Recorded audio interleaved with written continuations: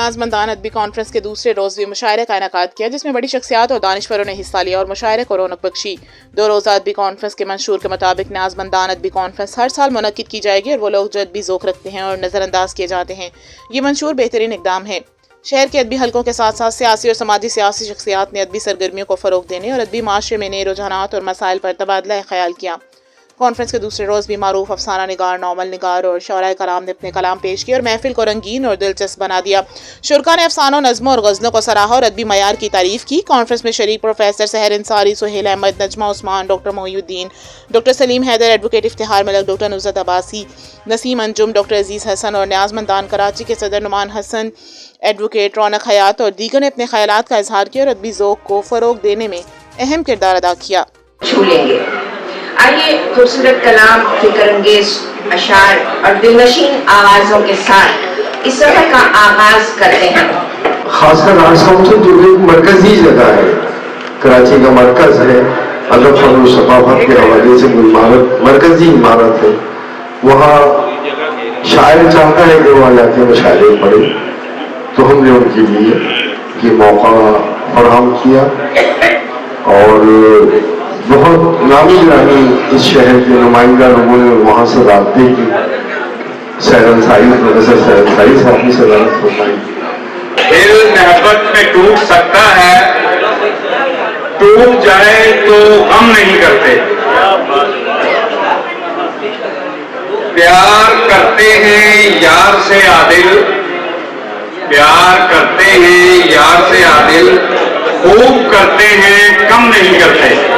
پاکستان کے قیام کے بعد کراچی سے بڑا مرثیے کا مرکز سحر انصاری صاحب گواہی دیں گے، یہ خود مرثیے کے بہت بڑے شاعروں میں ہیں اور ان کی کتاب ابھی مراثی کی جو ہے مرتب ہو گئی، یہ شائع ہونے والی ہے۔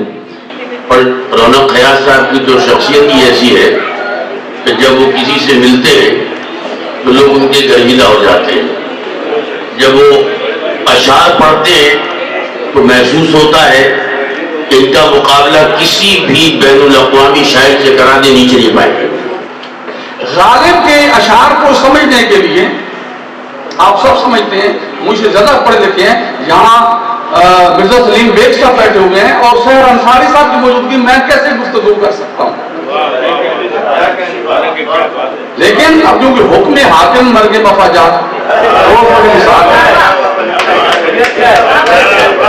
چند دن پہلے پتہ چل جاتا تو رونق بھائی سے درخواست کرتا کہ بھائی ایک مقالہ جو ہے وہ کراچی کی سیاست میں ادب کا کردار پہ بھی رکھ دیجیے تاکہ میں بھی 10-15 منٹ تقریر کر سکوں، کیونکہ کراچی، لیکن مجھے پتہ نہیں تھا کہ اتنے مقابلے پڑھنے میں اتنا جو ہے وہ ٹائم ملے گا، تو اس لیے کردار بنتا ہے صاحب، آپ نے دنیا کا ہر موضوع کور کیا لیکن کراچی کی سیاست میں ادب کا کردار۔ یہ سوچا تھا فراغت کے حسین خاموش لمحوں میں، یہ سوچا تھا فراغت کے حسین خاموش لمحوں میں، کسی مانوس گوشے میں، کسی دلبر کے پہلو میں۔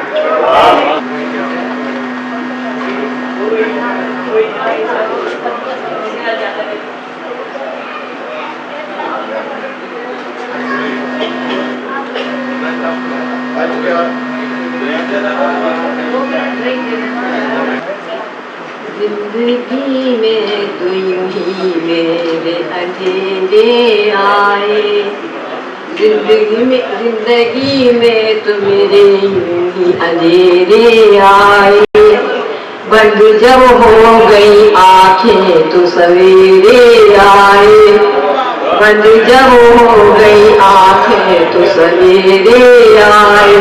آتش ہے نہ شعلہ نہ دھواں، جل اٹھا دل میرا، آتش ہے نہ شعلہ نہ دھواں، تم نے سیکھا ہے کہاں سے یہ جلانا دل کا۔ بجلی بند ہے زندگی اندھیرے میں ہے، شاہ لوڈ شیڈنگ ہوتی ہے، ذرا تصور کریں، بجلی بند ہے زندگی اندھیرے میں ہے، میری سوچوں کا محور اندھیرے میں ہے۔ اناؤں، نفرتوں، خود گردیوں کے ٹھہرے پانی میں तनाव, नफरतों, खुद गर्जियों के ठहरे पानी में मोहब्बत घोलने वाले बड़ी दरवेश होते हैं। कभी जो कहता हूँ उल्फत में तेरी यार गजल, कभी जो कहता हूँ उल्फत में तेरी यार गजल, तुम मुझे इश्क से करती है आजकल गजल। का जवाब दिया भरपूर तरीके से ईरान ने, तो उसके जरिए से फिर हमारे और ईरान के जो ताल्लुकात थे उसके अंदर भी एक नया रुख और अच्छाई की तरफ हमारे ताल्लुकात गए, और ईरान की और पाकिस्तान की जो गलतफहमियां थी वो भी मिटी हैं। और इस तरीके से हम ये देख रहे हैं कि इस वक्त की दुनिया जो है वो एक नई दुनिया बन चुकी है इस्लामी नुक्ता लिहाज से। दिल कलेजा छलनी करके खुद को तड़पाना पड़ा, दिल कलेजा छलनी करके खुद को तड़पाना पड़ा, हर खुशी से रूठ के फिर दर्द अपनाना पड़ा। नात हम बनकबर तमाम में उनकी तवाज़माई है। 5 उनकी किताबें शाया हो चुकी हैं, जिसमें एक किताब का नाम है फ़वाने शब, जिसे ख्वाजा रज़ी हैदर ने इंफरादियत की तर्जुमान शायरा का खिताब दिया। उर्दू अज़ल के हवाले से जो सभी जो गुफ्तगू की है, तो हुआ ये कि सन 2000 में मुझे और सबिया को न्यूयॉर्क में पहली उर्दू कॉन्फ्रेंस जो हुई है यूनाइटेड नेशन में, यानी अक़वाम मुत्तहिदा में। कॉन्फ्रेंस का आज दूसरा दिन है और मैं बड़ा खुश हूँ, और उस खुशी की वजह ये है कि एक इंतहाई मोतबर एक्टिविटी यहाँ जनरेट हुई है, और जैसा कि नियाज़मंदान कराची का वादा है और इनके मंशूर का हिस्सा भी है कि नज़रअंदाज लोगों को मौक़े फराहम किए जाएँ, उनको अपनी तख्लीक़ी सलाहियतों को सामने लाने का मौका दिया जाए। ये इनका नारा पूरा हो रहा है, इनका जो ये मंशूर है उसका एक हिस्सा मैं समझता हूँ मुकम्मल हो रहा है, और ये कॉन्फ्रेंस जो है हर साल होगी। आपने देखा कि इसमें बड़े बड़े शहर के मेरिट की बुनियाद पर जो जैनवन शुरा कराम है वो शिरकत कर रहे हैं, शायर अदीब दानिश्वर शिरकत कर रहे हैं, मकाले पढ़े गए हैं, और वो तहकीकी काम पेश किया गया है जो हमें दूसरी किसी कॉन्फ्रेंस में नज़र नहीं आता।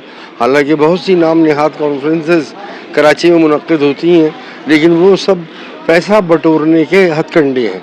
ये एक ऐसी तकरीब है कि जो मैं समझता हूँ कि बिना किसी लालच के बेलौस की जा रही है खिदमत उर्दू अदब की, और मेरी दुआएं हैं और मेरी तमाम तर ताकतें भी इनके साथ हैं।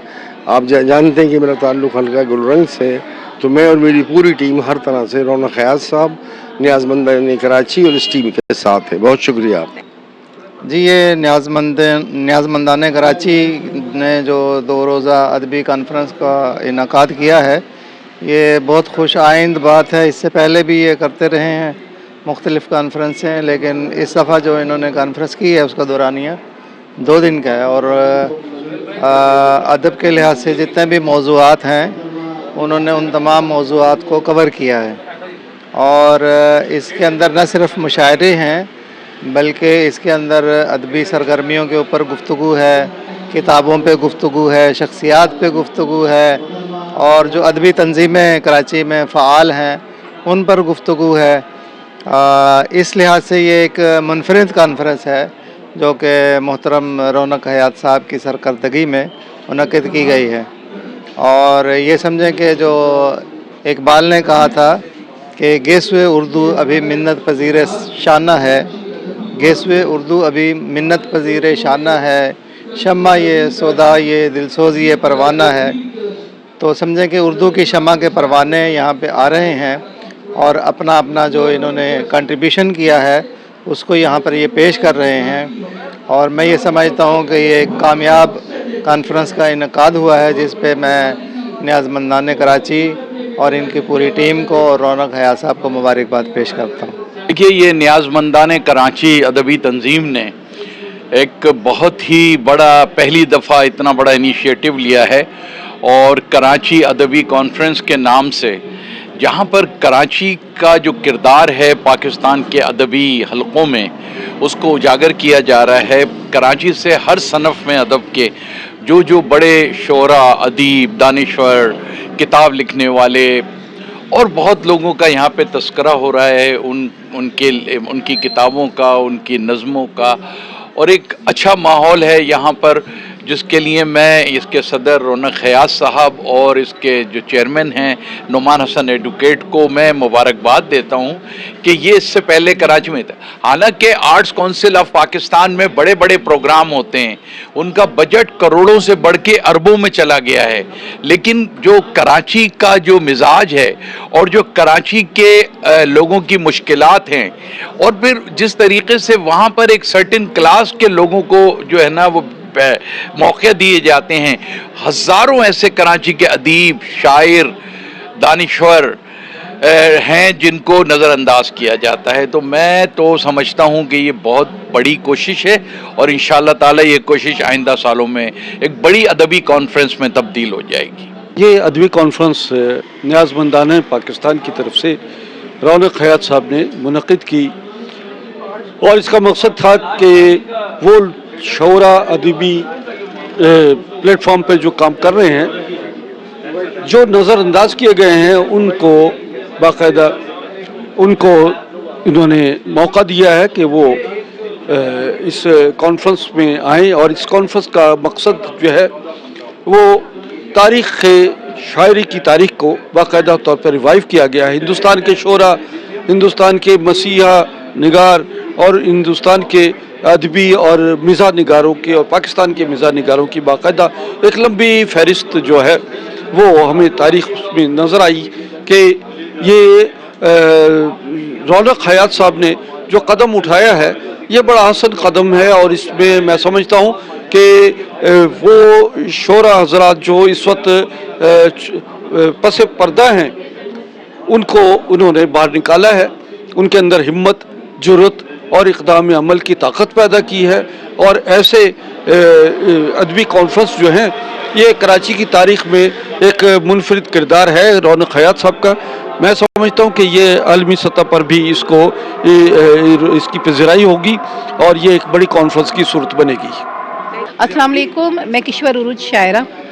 دیکھیں، نیاز مندان کراچی کے تحت جو یہ ادبی کانفرنس کی جا رہی ہے تو یہ ایک بہترین اقدام لے کر آئے ہیں جو کہ شہر میں ہونے والی ناانصافیاں جو ہو رہی ہیں شعراء کے ساتھ، ادیبوں کے ساتھ، اس کے اگینسٹ جو کانفرنس یہاں ہو رہی ہے. ہم سب یہاں جمع ہیں اور ابھی ہمیں بھی گفتگو کا موقع ملے گا تو ہم اپنی بھی گزارشات پیش کریں گے.